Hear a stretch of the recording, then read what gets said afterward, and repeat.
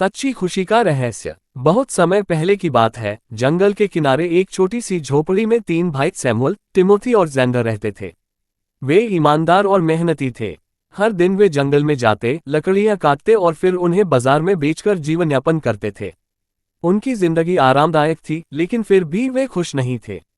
तीनों भाइयों की उदासी। हालांकि उनकी जरूरतें पूरी हो रही थीं, फिर भी वे हमेशा दुखी और उदास रहते थे।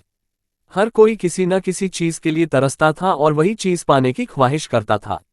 बूढ़ी औरत से मुलाकात। एक दिन जब वे जंगल से लकड़ियों का गट्ठर लेकर लौट रहे थे, उन्होंने देखा कि एक बूढ़ी औरत एक भारी बोरी उठाए मुश्किल से चल रही थी।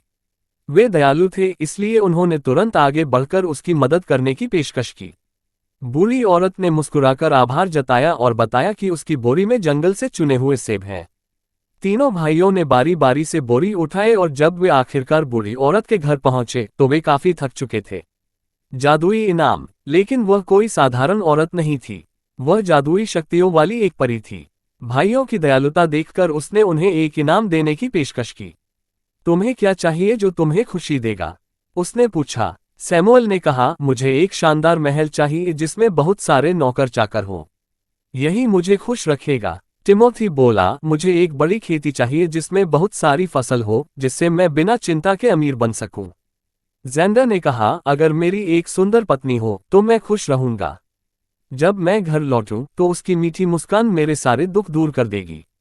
बूढ़ी औरत मुस्कुराए और बोली, अगर यही चीजें तुम्हें खुश कर सकती हैं तो ये तुम्हें जरूर मिलनी चाहिए।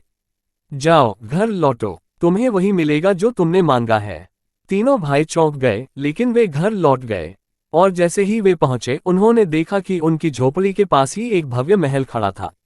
नौकर बाहर खड़े थे और उन्होंने सैमुअल को सम्मान से अंदर बुलाया। थोड़ी दूर पर सुनहरी फसल से भरा खेत दिख रहा था। एक हलवाहा आया और टिमोथी को बताया कि यह खेत अब उसका है। वह खुशी से स्तब्ध रह गया। तभी एक सुंदर युवती जेंडर के पास आए और लज्जा से बोली, मैं तुम्हारी पत्नी हूं। तीनों भाई खुशी से फूले नहीं समाये और अपने नए जीवन में रम गए। फिर से दुखी क्यों हुए? समय बीतता गया और एक साल पूरा हो गया, लेकिन अब स्थिति बदल चुकी थी। सैमुअल महल के मालिक बनने से ऊब चुका था।